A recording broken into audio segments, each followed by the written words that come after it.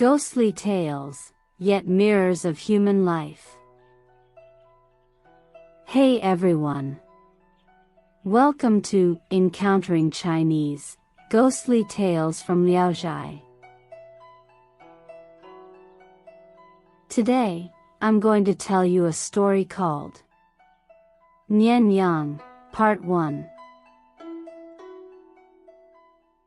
I have always believed that if people harbor evil thoughts in their interactions, they are no different from ghosts or demons, regardless of where they are. This situation often occurs on major thoroughfares between the north and south. For example, those who wield sharp blades and ride fierce horses often intercept and rob passers-by. We know these people as bandits. Then there are others who, though not strong, can cut purses and steal bags in an instant, emptying valuables or goods like magicians. Travelers often find their possessions mysteriously vanished in the blink of an eye. These methods are even more cunning than those of ghosts. There are also people who, although only briefly encountered, will say sweet words to slowly get close to you, making you believe they are worth befriending. However, they end up being the cause of your losing all your possessions. These individuals set traps based on specific circumstances and employ various methods. People call them Nian because they speak kindly in daily life. Most of these Nian appear on the northern roads, leading to many victims.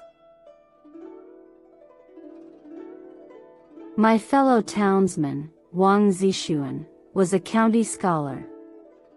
In his family, there was an elder who had been ennobled by the emperor and appointed to serve in the Hanlin Academy in the capital city. Upon hearing this, he decided to pay a visit. He packed his belongings and rode his own donkey northward. Just a few miles out of Jinan City, a man riding a black donkey caught up with him and expressed a desire to travel together.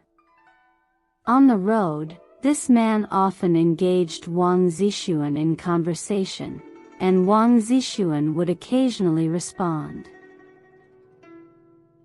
The man said, "My surname is Zhang. I am a yamen runner from Qixia County, sent by the county magistrate to the capital on official business." He behaved very humbly and courteously, treating Wang Zixuan with great hospitality.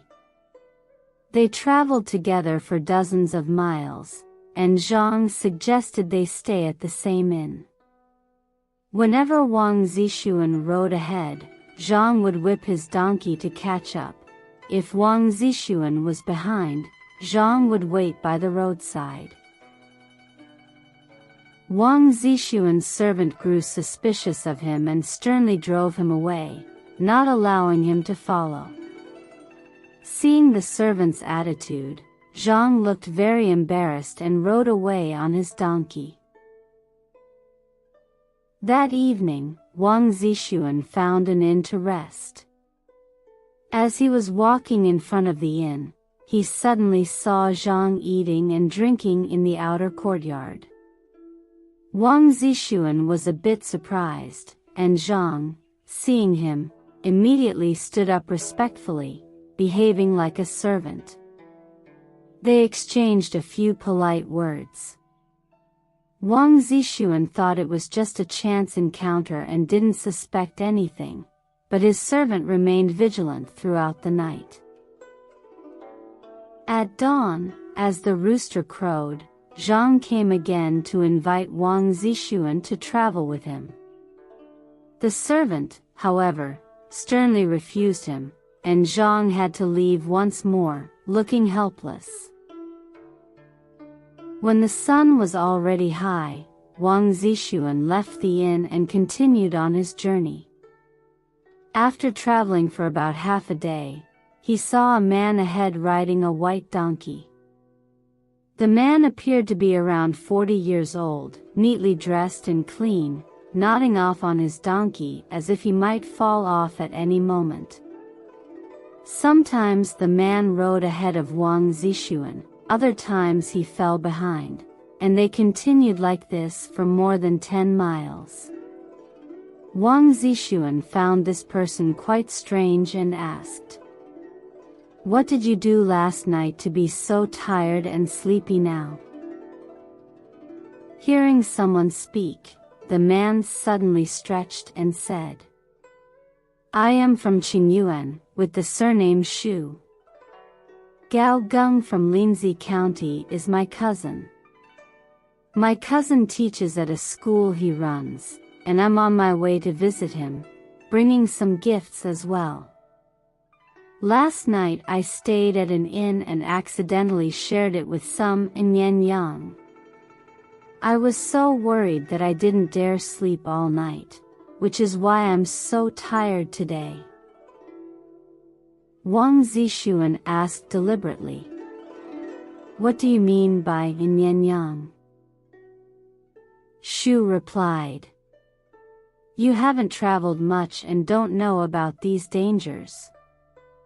Nowadays, there's a type of thief in this area who uses sweet words to deceive travelers. If one of them entangles with you, traveling and staying together, they will look for an opportunity to swindle your money. Yesterday, a distant relative of mine encountered this and lost all his travel funds. We travelers must be wary of this." Wang Zixuan nodded in agreement. Previously, the county magistrate of Linzi County had some dealings with Wang Zixuan, and Wang had served as his aide, knowing many of his guests, including a man surnamed Shu. So, Wang Zixuan no longer doubted him. They started chatting about everyday matters, and Wang Zixuan learned more about Shu's relatives. Shu suggested that they stay at the same inn that night, and Wang Zixuan gladly agreed. However, Wang Zixuan's servants still suspected Shu and privately discussed with his master the idea of delaying their journey. By doing so, they wouldn't have to outright refuse Shu's proposal but could still part ways with him. The next day, around noon, Wang Zixuan and his servant encountered another young man on their journey.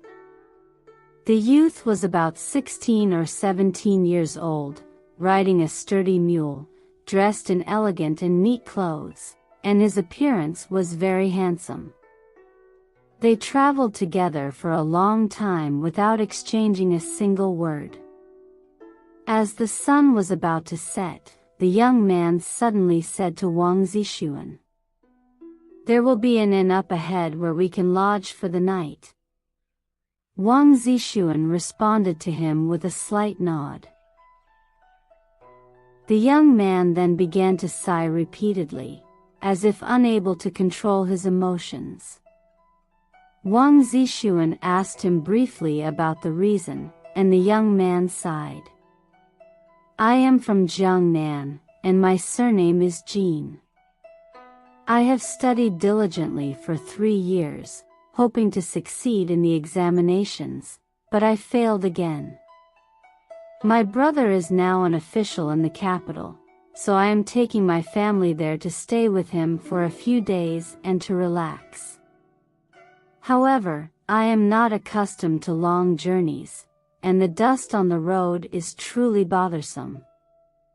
As he spoke, the young man took out a red handkerchief to wipe his face, sighing continuously as he did so. Wang Zixuan noticed that the young man spoke with a strong southern accent, and his voice was as gentle and sweet as a girl's. Wang Zixuan found himself somewhat fond of him and offered a few words of comfort. The young man said, "Earlier, I thought I would go ahead by myself, with my family following behind, but now it's almost dark, and they still haven't caught up. Even the servants haven't come to find me. I don't know what to do." As he spoke, the young man stopped and looked into the distance, then walked a few more steps but very slowly. Wang Zixuan, eager to continue his journey, left the young man behind and walked further and further away. As night fell, Wang Zixuan arrived at an inn. When he entered the guest room, he saw a bed against the wall with luggage already placed on it. Just as Wang Zixuan was about to ask who the luggage belonged to, someone came in, picked up the luggage, and was about to leave. The person said to Wang Zixuan, "Please rest here, I will move to another place." Upon closer inspection, Wang Zixuan realized that the person was Shu, whom he had met before. Wang Zixuan stopped him and invited him to stay and share the room. Shu was pleased and stayed, and the two of them sat down to chat. After a while, another person carrying luggage came in. Seeing Wang Zixuan and Shu in the room, he turned to leave, sighing, "There are already guests here." Wang Zixuan looked up and saw that it was the young man named Jin whom he had met on the road. Before Wang Zixuan could speak, Shu quickly stood up and grabbed the young man, urging him to stay. The young man then sat down as well. Shu began to inquire about the young man's family and hometown, and the young man repeated what he had told Wang Zixuan earlier. Before long, the young man opened his money bag, took out a large pile of silver, which seemed quite heavy. He weighed out more than an ounce of silver and handed it to the innkeeper, instructing him to prepare plenty of food and wine so they could chat and eat through the night. Wang Zixuan and Shu both tried to dissuade the young man from doing this, but he wouldn't listen. Soon, the food and wine were served. The group started eating and chatting, with the young man discussing how he wrote his essays, speaking in a refined and elegant manner. Wang Zixuan asked him about the exam questions in Jiangnan, and the young man told him everything, including how he answered the questions and recited the most proud passages from his essays. After speaking, he showed signs of indignation. Everyone expressed regret over his failure in the exams. The young man then mentioned getting separated from his family and said that he had no servants with him and didn't know how to feed the livestock. Wang Zixuan had his own servant help take care of the young man's animals, for which the young man was very grateful. After a short while, the young man stomped his feet and said, "My life has been filled with hardships and nothing goes smoothly for me. I haven't encountered anything good on this trip. Last night at the inn, I even ran into a bunch of ruffians who were loudly throwing dice outside my room, keeping me awake all night with their shouting." The young man's southern accent was so strong that Shu seemed unable to understand him at all and kept asking him to repeat himself.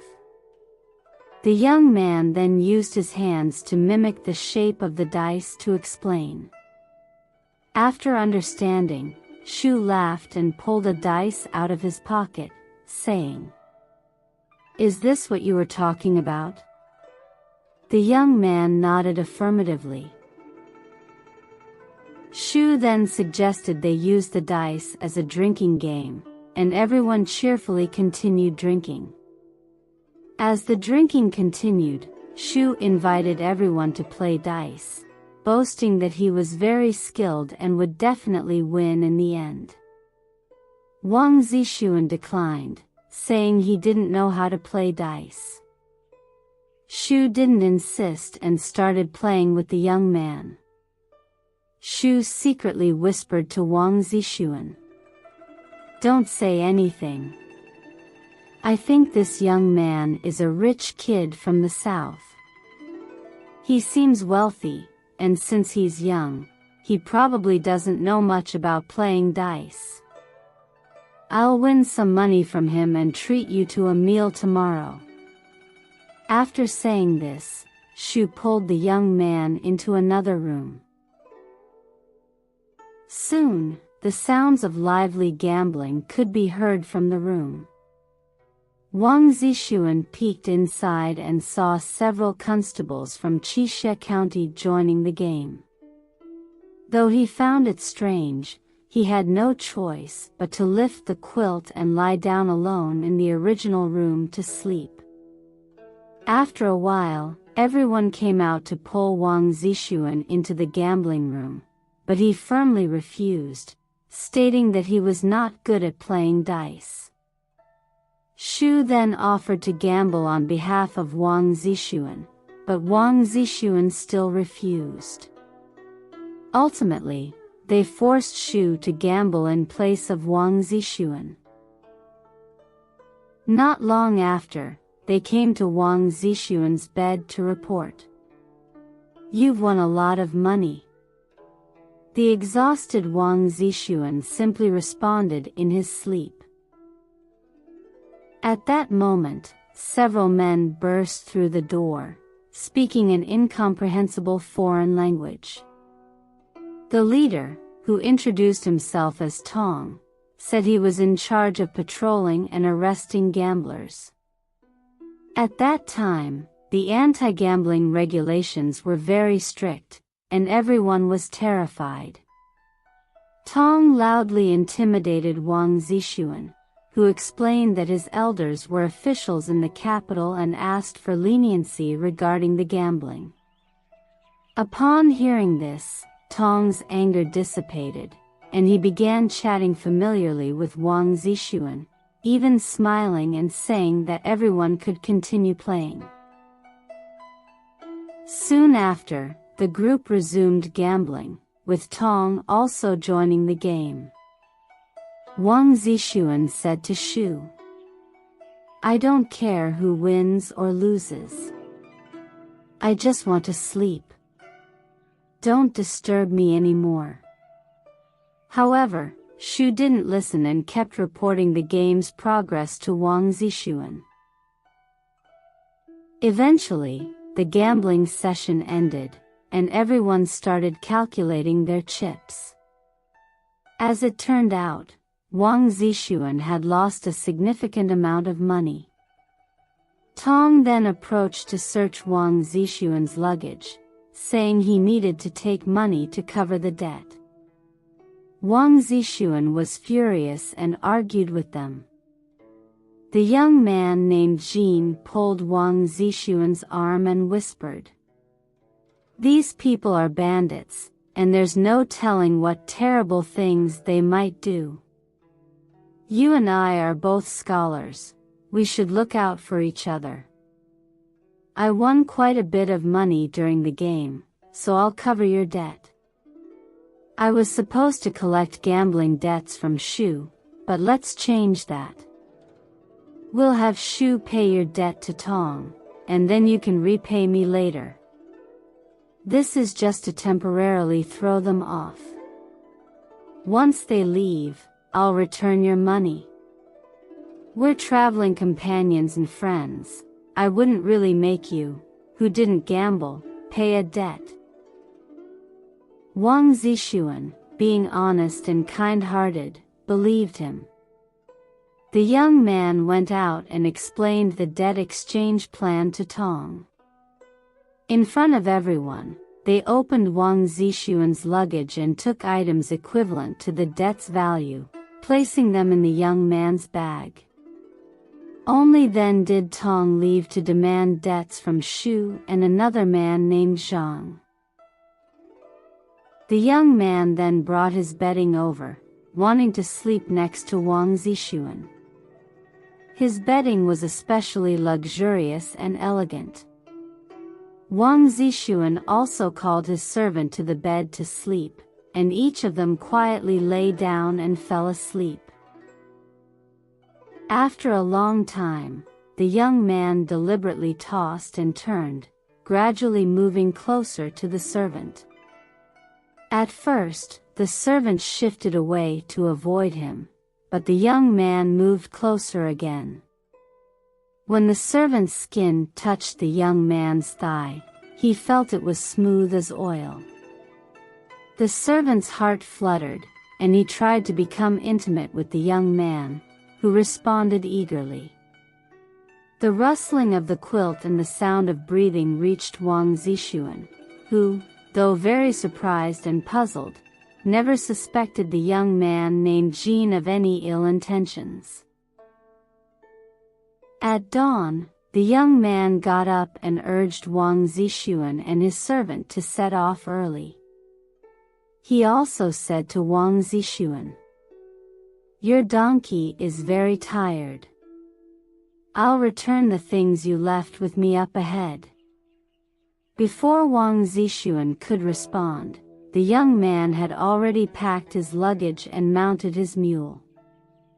Wang Zixuan had no choice but to follow. Soon, the young man's mule started to run, and he got farther and farther away. Wang Zixuan assumed the young man would wait up ahead and didn't worry at first. He then asked his servant about the events of the night, and the servant, blushing, told him the truth. At this, Wang Zixuan exclaimed, "We've been deceived by Nian. How could a son of an official family do such a thing with a servant?"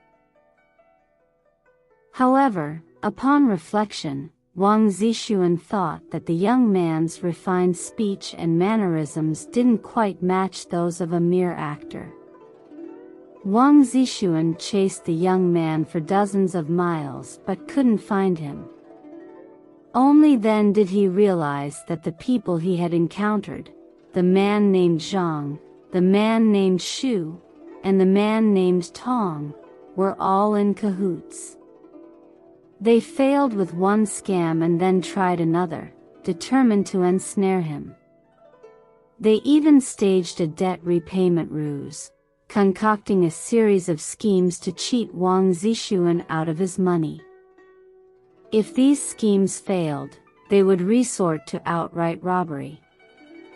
These people had followed Wang Zixuan for hundreds of miles just for a few dozen taels of silver. In the end, fearing the servant might expose their plot, they even used their bodies to gain the servant's trust. Such meticulous planning. Alright. That's all for today's ghostly tale. Nian, Part 1. If you enjoyed it, please give it a thumbs up and subscribe. Please also encourage everyone to comment and share more. We'll see you in the next episode.